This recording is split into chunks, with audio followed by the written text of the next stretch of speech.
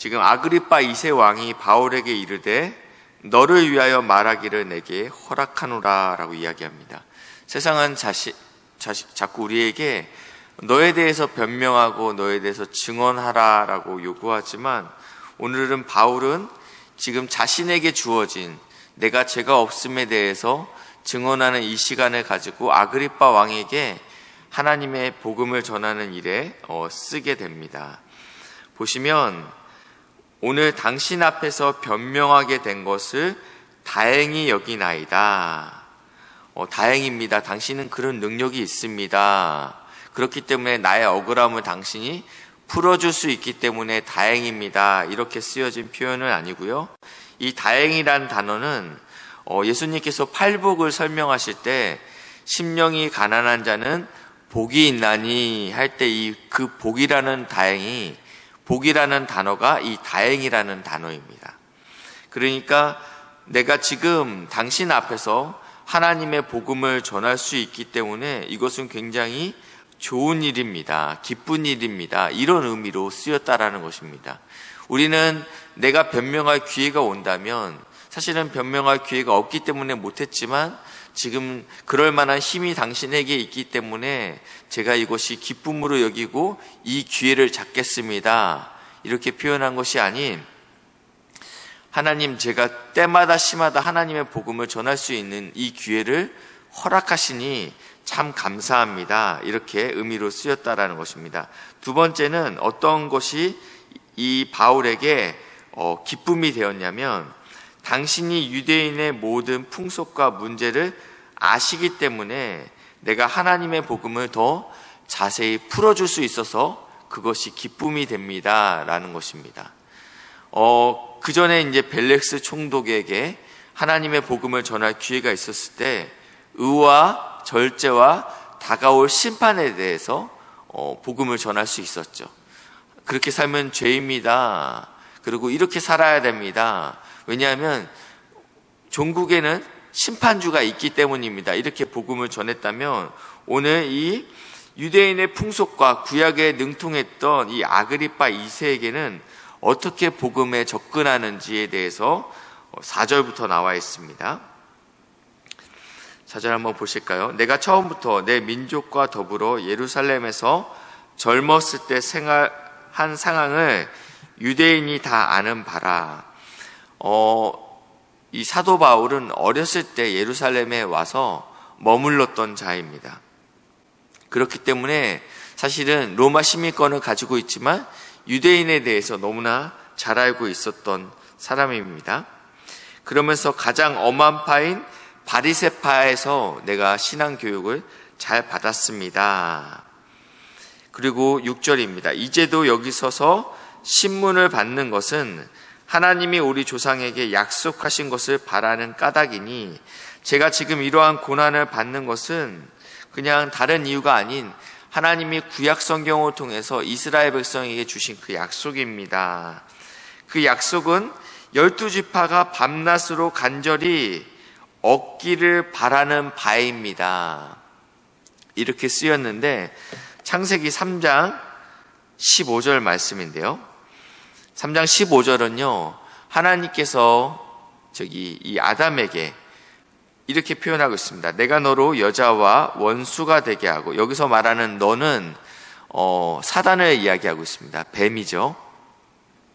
이 사단에게 너는 여자와 원수가 될 것인데, 너의 후손, 그 사단의 후손들도 여자의 후손과 원수가 되게 하리니 여자의 후손이 내 머리를 상하게 할 것이요 너는 그의 발꿈치를 상하게 할 것이라 하시고, 아담과 하하가 범죄했을 때 하나님께서 이 아담에게 해주신 약속은 종국에는 사단의 머리가 박살날 것이다. 그렇지만 여자의 후손을 통해서 나는 그 사람은 발꿈치 정도만 상하게 될 것이다 라고 아직은 희미하게 하나님의 복음을 전하게 됩니다.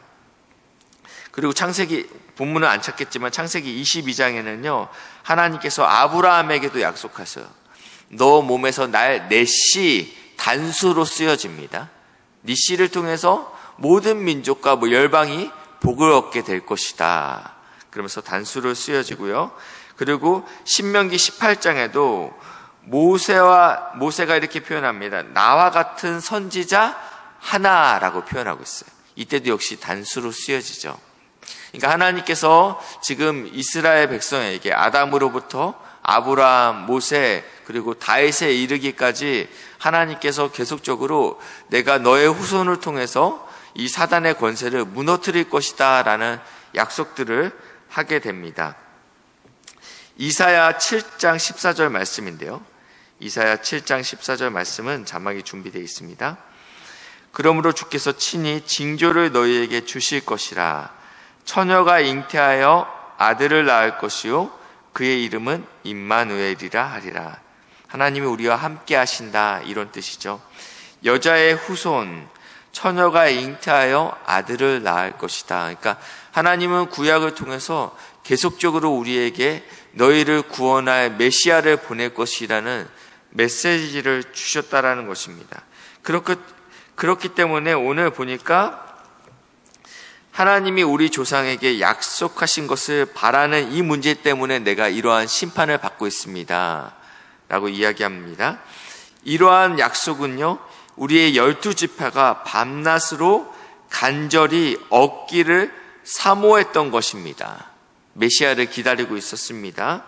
아그리빠 왕이여, 이 소망으로 말미암아 내가 지금 이 하나님께서 창세기 3장 15절에 기록했던 이 하나님 말씀, 그리고 창세기 22장 아브라함의 넷시, 그리고 신명기 18장 모세와 같은 선지자 하나, 그리고 이사야 7장에 나와 있는 처녀가 잉태하여 아들을 낳을 것이라는 이 메시아를 기다리는 이 소망 때문에 내가 지금 이렇게 신문을 받고 있는 것입니다.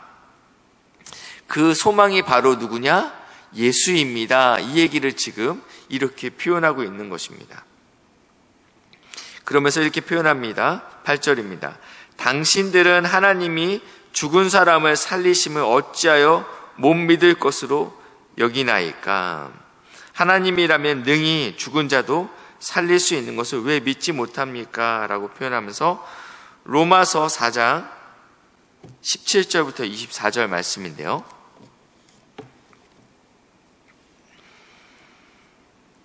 이것은 아브라함에게 했던 말씀을 이렇게 표현하고 있습니다. 그가 믿은 바, 이것은 아브라함이 믿었다라는 것이죠. 하나님은 죽은 자를 살리시며 없는 것을 있는 것으로 부르시는 이시니라. 지금 아브라함이 믿었던 믿음이 무슨 내용이냐면 하나님은 불가능이 없다라는 이야기를 이렇게 표현하고 있다라는 것입니다. 왜냐하면 그 다음에 18절에 보니까 아브라함은 바랄 수 없는 중에 바랄 수밖에 없는 상황이었다라는 것입니다. 왜냐하면 19절에 보니까요, 그가 100세나 되어 자기 몸이 죽은 것 같고 사라의 태가 죽은 것 같음을 알고도 믿음이 약해지지 않았다라고 표현하고 있습니다.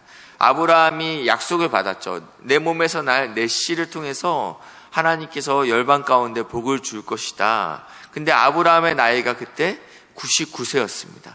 이 언약의 약속의 말씀을 받을 때요, 사례도요 89세였죠. 그러니까 이미 내가 이미 늙었는데 내 안에는 가능성이 없는데, 그러니까 죽은 것 같은 자였다라고 표현하고 있습니다. 그럼에도 불구하고 이 믿음을 갖고 있다. 22절에 보시니까요, 그러므로 이것은 불가능 가운데 하나님의 약속을 믿었던 이것이 그에게 의로 여겨졌다라고 표현하고 있습니다.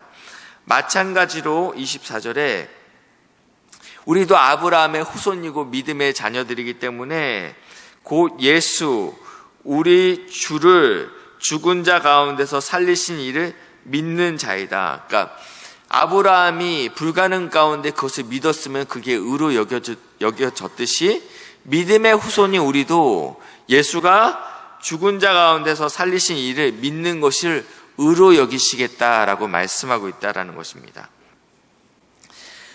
그렇기 때문에 이 부활은 오늘 우리에게 의가 된다라고 표현하고 있습니다. 이것을 지금 사도 바울이 지금 전하고 있습니다. 다시 이제 9절로 넘어오겠습니다. 본문 9절요. 나도 나사렛 예수의 이름을 대적하여 많은 일을 행하여 될 줄 스스로 생각하고, 예수를 만나기 전에 이 사도 바울은 열심히 있었습니다. 어떠한 열심이 있었냐면요, 핍박하는 열심이 있었다라고 표현하고 있습니다. 많은 성도들을 옥에 가두고 또 죽이는 일에 자신도 찬성 투표를 던졌다. 그리고 회당을 돌아다니면서 사람들을 벌하였는데 강제로 모독하는 말을 하게 했다. 저희가 일제시대에 신사참배를 하게 할 때 일본의 순사들이 이 믿는 신자들에게 하여금 예수의 성화 있지 않습니까? 예수의 성화를 놔두고 침을 뱉게 하고, 그리고 거기를 발로 밟고 지나가게끔 사람들을 이야기했습니다. 억압했습니다. 끝까지 나는 도저히 그럴 수 없습니다 라고 고백하는 자들은 옥에 갇히게 됐고, 그리고 그 자리에서 침을 뱉고 그 예수의 그 얼굴을, 그림을 지나가는 사람들은 풀어줬다라고 이야기합니다. 마찬가지로 지금 이 회당 안에서 예수를 강제로 모독하게 하는 일들을 행했다. 그러면서 이제 사도 바울이 어떻게 다메섹에서 하나님을 만난 이야기를 지금 표현하고 있습니다. 우리 14절만 보겠습니다. 사울아 사울아 내가 어찌하여 나를 박해하느냐, 이렇게 표현하지 않았어요. 어찌하여 너가 믿는 성도들을 박해하느냐라고 표현하지 않고 예수인 나를 박해하느냐라고 표현하고 있다. 무슨 말씀이냐면 지금 몸된 교회는 곧 예수라는 것입니다. 그렇기 때문에 나를 박해한다라고 표현하고 있습니다. 오늘도 지금